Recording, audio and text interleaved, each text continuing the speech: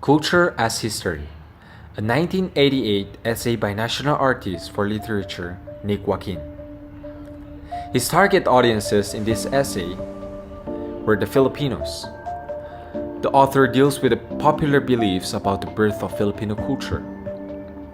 Nick Joaquin claims that the Filipino identity emerged not in the 19th century with the Ilustrados, but much earlier, in the 16th and 17th centuries, which is when the people of the archipelago were irreversibly changed by the arrival of Western tools and the technology brought by the Spaniards.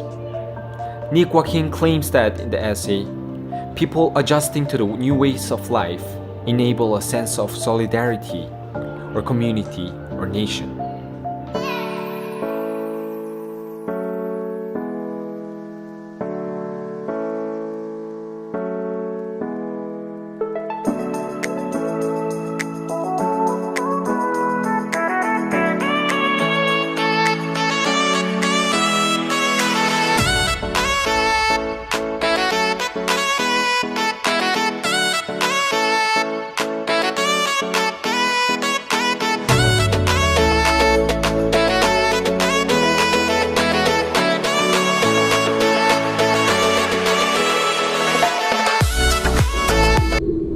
The Philippines, officially the Republic of the Philippines, is an archipelagic country in Southeast Asia.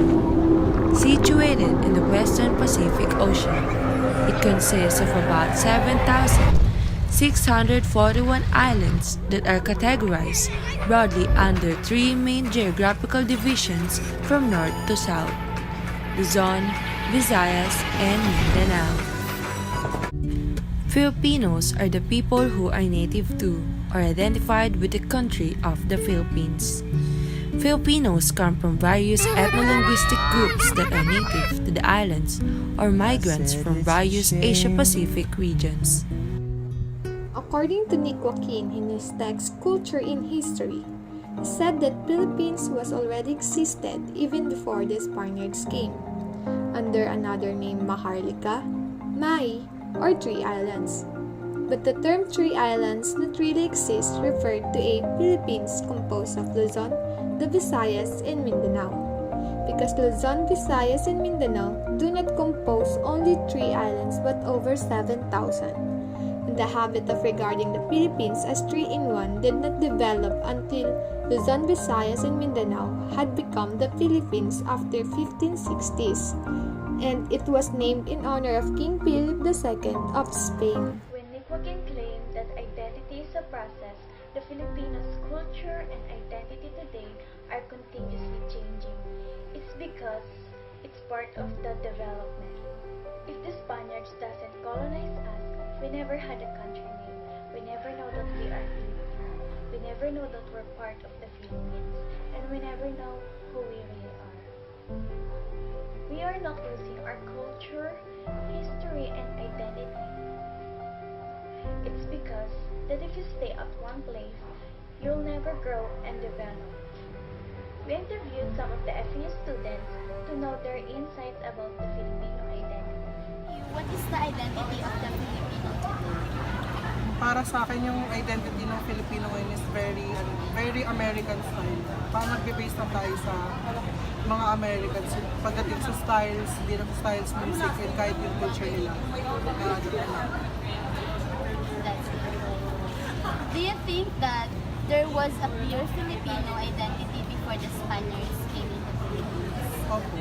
Meron na. Meron na tayong sariling system, meron din tayong sariling business or kalakalan between other countries bago pa dumating yung mga Spaniards. Kumbaga parang yung Spaniards, iniba lang yung way natin and mas pinaano sa atin na pina-improve at mas pinaano nila na mas maganda yung way nila kaysa sa sarili natin pamamaraan.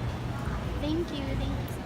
For you, what is the identity of the Filipino today? I think yung identity ng mga Filipino ngayon, more on the American culture na pinipilit natin maging modern, pinipilit natin na makipag-bayan ibang country when it comes to technology and other culture. Do you think there was a pure Filipino identity before the Spaniards came in the Philippines? I think meron. Pero hindi, although hindi united yung identity nila, medyo, dahil nga nung before, nung colonial period, merong mga different tribe na, ang nangyayari, iba't iba din yung mga culture nila, yung paniniwala nila. Kaya, I think meron. Hello. Hi, What institute are you from? I'm from IABF. Okay, can I interview you, right? Yeah. So the first question is, what is Filipino identity for you? Okay. Filipino identity for me is having, dark, no, not dark. Brown skin color, black hair, black eyes, of course, and short-heighted. I think I'm not degrading Filipinos, but most of the Filipinos are, having short-heighted. Yeah, that is what Filipino identity for me. Okay. So the second question is, do you think there was Filipino identity before the Spaniards colonized Philippines? Before? Yes. Okay. I think there is no such as Filipino before, because we all know that King Philip named the Philippines. So if there is no Philippines, then there's no Filipino identity. You know what I mean? Do you get it? And So you mean if there wasn't a Philippines country named Philippines, there's no Filipino identity too? yeah. Maybe there's Filipino, but they are not recognized as a Filipino. Culture and history are the flowing waters that made it possible to step into the same river of identity twice. What does it mean? He said that Pasig River will still remain as Pasig River, but the river is not the same river as it was before. Over the years, it has been continuously changing. We can claim that identity is changing. It's because people are starting to learn new things and adopt things that will keep the old identity growing and developing. But that's still an identity of a country. Nico Quinn said that identity is a process. It's like a journey in life. Every day, when people experience new things, they've changed. When you're on a journey, you're expecting that you will learn new things because we know that everything in our environment changed.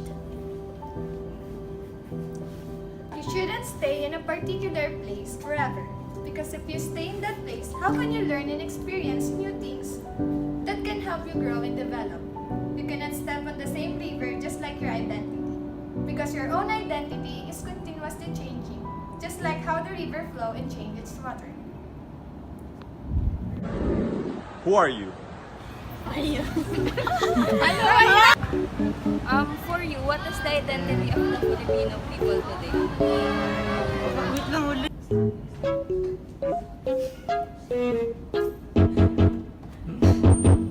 Culture and history are the flowing waters that made it possible.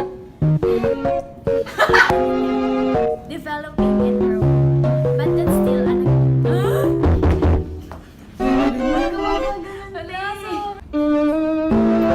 Culture and history are the flowing waters that made it possible to step into the same river of identity twice.